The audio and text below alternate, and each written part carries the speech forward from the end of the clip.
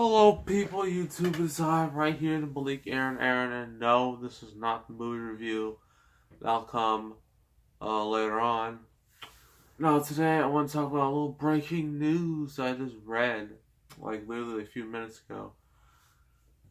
And I'm telling you this, I am a pretty big wrestling fan. I mean, why else would I have all my characters on my show be wrestlers? But there's this piece of news that just blew me away, and that's Austin Aries from their Cruiserweight Division got released, and everyone's quite baffled at this. And from what I've heard, it says that he requested his release. Now, no one knows exactly why he requested it. Some say it was how he was booked. Others said that he maybe just didn't like it. But I think the problem lies with not only what his booking, but other things as well. Because originally, he was on NXT, and everyone knows NXT is run by Triple H, and it's great. I mean, everything's working good. You're working with a more smaller crowd, which makes gimmicks that wouldn't usually work in big crowds over. And he was doing good there until he got injured. He broke an orbital bone and was silent for months. But he was on commentary for those months, and he was pretty entertaining at his job. Then once he was all healed up, he challenged the current champion now, Neville, 3 times, and he lost each and every one of them. It was so ridiculously one-sided. Then he left, presumably because he was hurt and needed time off, but now he's just gone. So just the way he's been booked and just bad timing with his injuries. Also, the Cruiserweight Division in general. I wanted to make a separate video on the Cruiserweight Division when I think about it, but I might as well do it now because this is so important. It's that the Cruiserweight Division is terrible.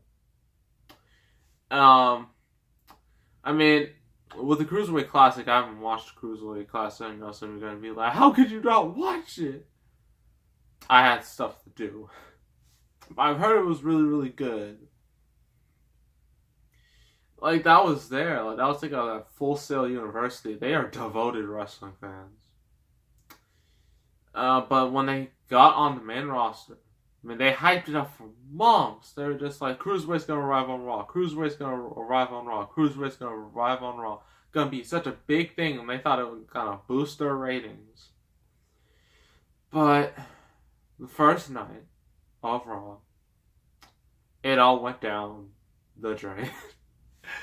Because Mick Foley, who was the GM at the time, and I really didn't like his GM. I know a lot of you are going to disagree with me, but I thought he was just horrible, and it was just so sad seeing him doing that. But you could tell it was bad when he had to use note cards to introduce the people, and he didn't even do it right. It was like the Divas Revolution. Remember that? Remember how awful that was?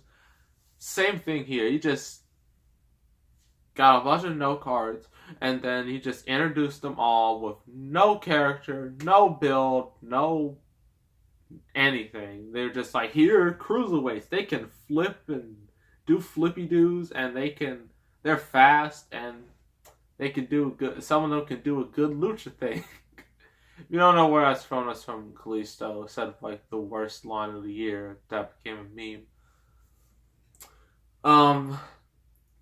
Yeah, and nobody cared. No one cared then, really no one cares now. The Cruiserweight Division's just been bad for business. And what was really bad was that, I remember, then they had this whole show, 205 Live's gonna be all Cruiserweights. And it was gonna be, so successful. Then they made the fatal mistake, the worst thing they ever done. They put it after SmackDown. SmackDown comes on at 7 and 9. and 205 Live comes out immediately after. So everyone that's at home and in the arena are going to be like so just tired and just so exhausted. They're not going to want to watch it. That's why 205 Live is a failure. They don't want to admit it, and it's a failure. And like, I think this week was like the first time ever, I think, it actually made it into the top 10 of most watched network shows. And what was beating it was a bunch of old, like 5-month-old pay-per-views. That's just horrible. So, but it was like number 6. It wasn't even in the top 5, not even top 3. It's just number 6. So that's still really bad. And like, I don't understand why Vince just want to give it up, because Vince, he doesn't know wrestling. He doesn't understand anymore. He's made some of the worst decisions I've ever seen in terms of characters and feuds, why feuds are started. Like, for instance, the Seth Rollins Bray Wyatt feud. I'm just like, why? Why are you two fighting? Because Bray Wyatt does all of his jibber jabber, like Seth Rollins, you will be cleansed because I am a god. I'm just like, you are the worst. You're known as the eater of pinfalls for a reason. He always loses, so he's gonna lose again, and we're just gonna be back to square one. That's a whole nother thing. And then another horrible feud was Alexa Bliss versus Bayley. And that match buried Bayley so badly that I don't think she'll ever be the same again. She'll never reach the level she was. And she was in a bad level to begin with, because she only won the belt because of interference. And if you win because of interference, it makes you look weak. It doesn't make you look good at all. That's why I really hated Bayley during this run. I still hate her right now. But it's not about that. It's about cruiserweights. Because cruiserweights have had some of the lamest storylines ever. Just storylines that are like this thin. Like, I don't like you. I don't like you either. Let's fight. Yeah, let's fight. That's the extent of these storylines. There's also like Noam Dar and Alicia Fox. And Cedric Alexander and that whole piece of garbage. That's just, I don't know anymore.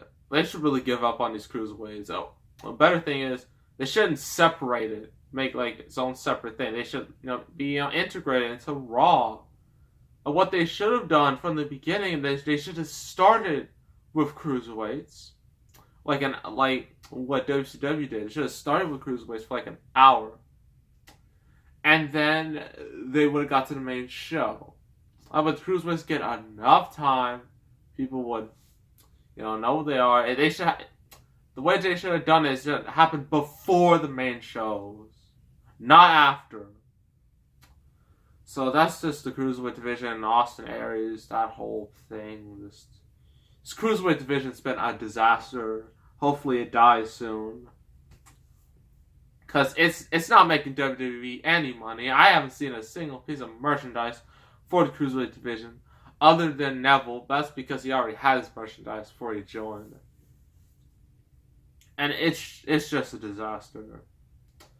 So that's my little thoughts on that. And in a little while, I'm not sure how long, but it'll be like an hour or two later, maybe shorter than that, who knows, will be my Power Rangers review, the 1995 version. So look forward to that in a bit. And make sure to subscribe, like this video, leave a comment, and I will see you next time with more great content. Yeah, and we are out.